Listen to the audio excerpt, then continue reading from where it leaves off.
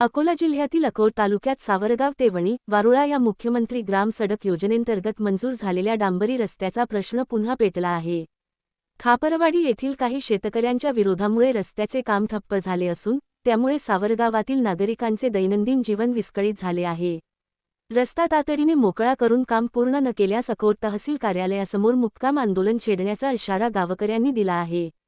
याबाबत प्रहार जनशक्ती पक्षाचे तालुका संघटक शुभम गणेशराव नारे यांच्या नेतृत्वाखाली उपविभागीय अधिकाऱ्यांना लेखी निवेदन सादर करण्यात आले आहे। मिळालेल्या माहितीनुसार या रस्त्याची तहसीलदार आणि भूमी अभिलेख विभागामार्फत नुकतीच अधिकृत मोजणी करण्यात आली होती। शासनाने निश्चित केलेल्या हद्दीनुसार रस्त्याचे काम सुरूही झाले होते, मात्र खापरवाडीतील काही शेतकऱ्यांनी अचानक विरोध दर्शवत काम बंद पाडले। रस्ता बंद झाल्यामुळे शाळकरी विद्यार्थी, दुग्ध व्यावसायिक तसेच दैनंदिन कामासाठी प्रवास करणाऱ्या नागरिकांना मोठ्या अडचणींचा सामना करावा लागत आहे। रस्त्याच्या जागेवरून दररोज वाद निर्माण होत असून परिस्थिती चिघळत चालली आहे।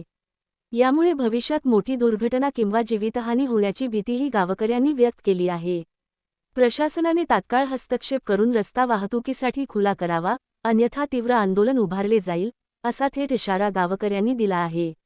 या निवेदनाच्या प्रती जिल्हाधिकारी, संबंधित आमदार आणि अकोट ग्रामीण पोलीस ठाण्यालाही पाठवण्यात आल्या आहेत।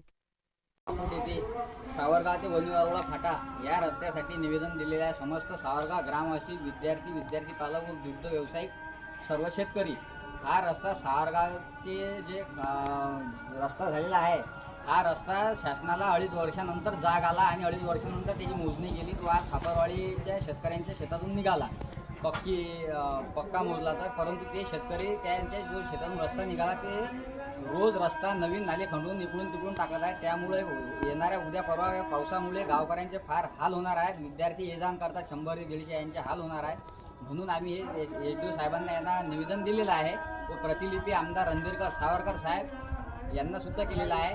त्यामुळे आज जर 8 ते 10 दिवसात हा मुद्दा मार्गी जर लागला नाही तर आम्ही 8 ते 10 दिवसात तहसील कार्यालयावर मुक्काम आंदोलन करू।